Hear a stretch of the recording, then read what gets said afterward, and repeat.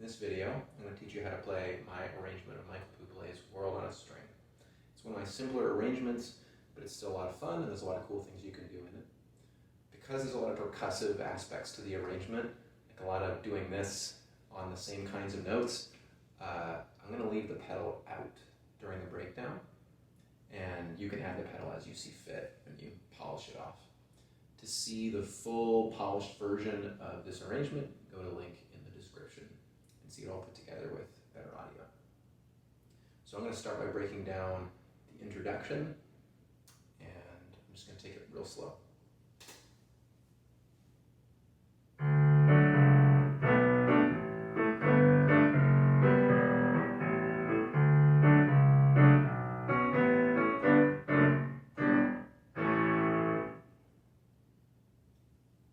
Not much to talk about there. You're just walking down in the bass with your left hand. For my arrangement, I chose not to include the chorus that's in the Michael Buble version of the song, where there's a bunch of guys singing in the background. I just wanted to open up with just piano. If you want to sing over this part, feel free to do so when you do it on your own. I'll break down the next part.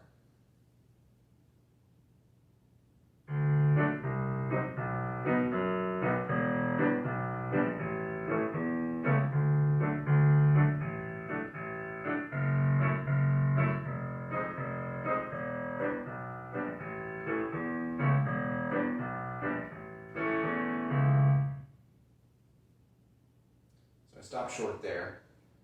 This piece of the verse is pretty similar between the first iteration and the second iteration that you're going to do. Each verse section ends a little bit differently, so I stopped right there. This is pretty simple, pretty easy to do. You're just doing some staccato stuff with your right hand, and you're doing the walking bass in the left hand. Watch the fingering and just make sure you've got enough fingers. The way that I did it works for me. Whatever way works for you is good. Next, I'm going to break down the endings for the verses. I'll lead into it a little bit.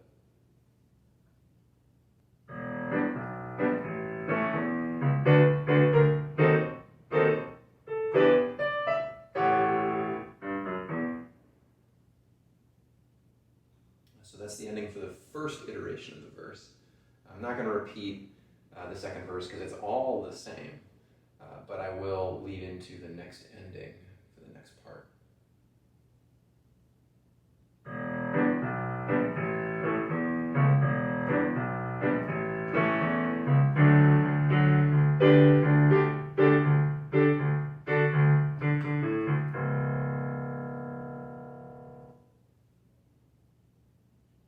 Alright, so you're seeing why I'm not using the pedal here for this explanation.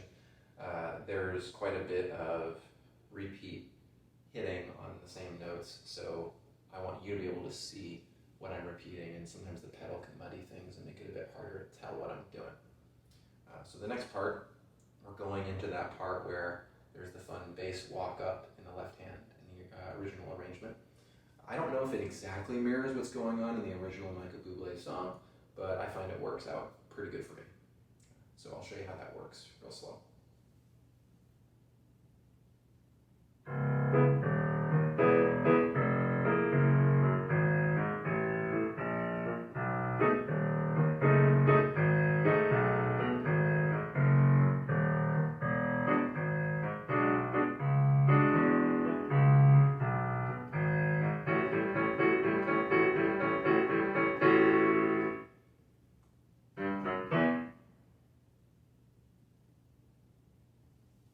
Nice slow walk up there.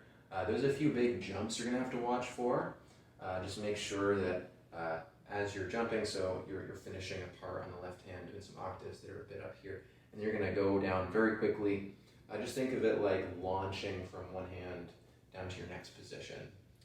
Move as quickly as you can down to the note close to the bottom, and you'll be fine. I always think in my own head, lead with your pinky, and that helps me keep in mind that I need to move pretty quick to the next note. So this next part is, I have to practice it a lot to keep it fresh because there's a lot going on and might be the trickiest part of the piece. So I'll break it down for you.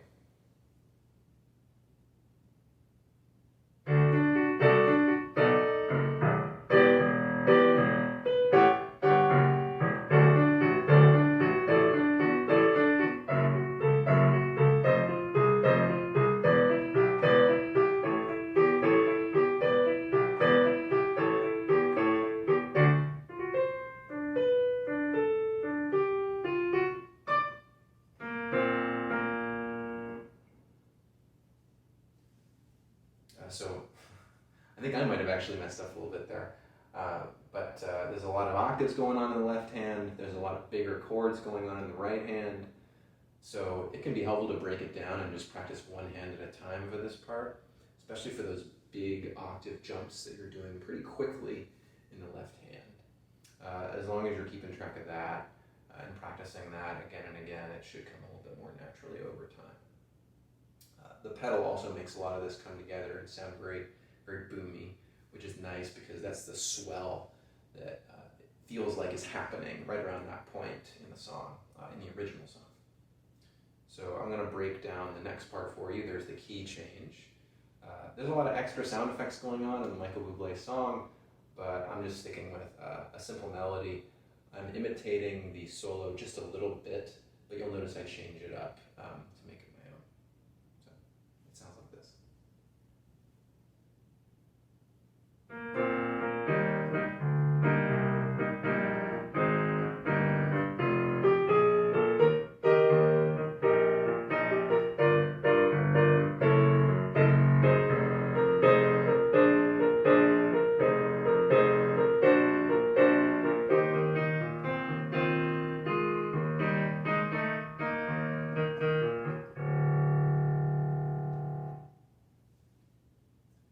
So this is the lead into the next part, where you'll notice I use the same structure in this part of the arrangement. So we've now changed keys, and I'm still doing the same walk-up kind of bass in the left hand, where Michael goes, life is a wonderful thing, and goes into that section. You're doing the same kind of thing. Same kinds of chords in the right hand, same kind of walking up in the left hand. And I'll break it out for you real slow here.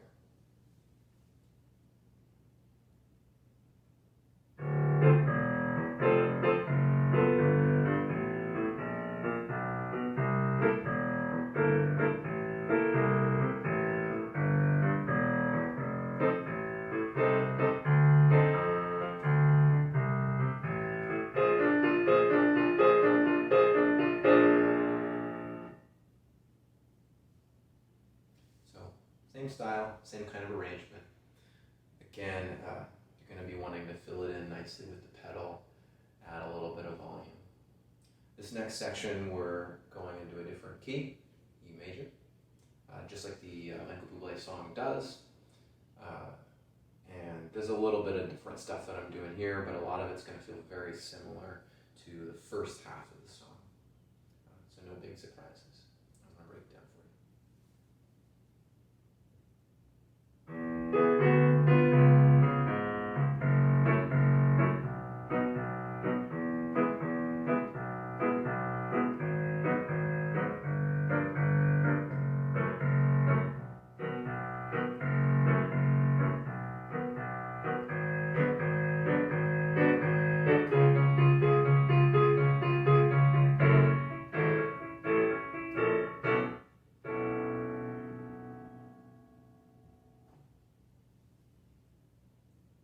So a lot of the same techniques being used, nothing super fancy.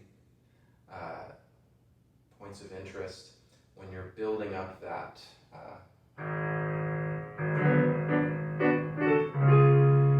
you want to be careful with the use of the pedal there. It's okay to be generous with it, but there's a lot of dissonance going on. So just watch how heavy your right foot is in that section and you'll be good. Next we're going into the last part, where Michael Buble, the chorus of guys behind him, joins him again. I don't do a whole lot of that with this arrangement. I just prefer to keep it simple. And I say a handful of the things that Michael Buble is doing over the chorus, or I sing a handful of those things during my arrangements of it. You can add more vocals if you want, or add other instrumentation or ornamentation, I should say, if you want. But this is how I break it down.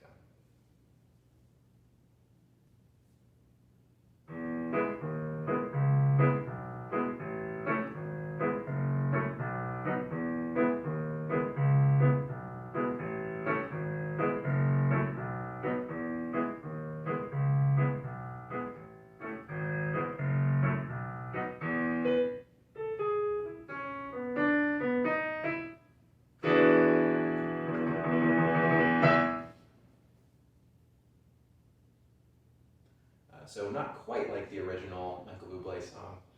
There was a horn section at the end that goes brr, brr, brr, and I didn't have a great way that I wanted to arrange that for the acoustic piano version, so I just kind of rumbled it out. But you're free to end it however you like. Also, to remember that last little part there, when we're doing up until the fourth bass note, you're actually doing the same thing in the right hand, which is really helpful for me to remember that I don't need to move. Sometimes I find my right hand is tempted to want to do something at that point, do something other than what it's doing. So just keep in mind that you're staying in place, and then you're actually just oscillating between two different kinds of chords in the right hand. So,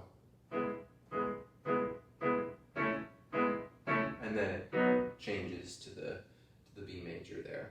But a lot of it, you're spending time just doing this, just going back and forth between A and E major there. So it does take me some repetitions each week to make sure I'm practicing that section and making sure there's no glitches going on in my right hand. So you pay attention to that too while you're practicing it. That about wraps things up. If you want to, again, check out the arrangement, the completed arrangement with better sound and better production value, check out the link in the comments, and I'll see you next time.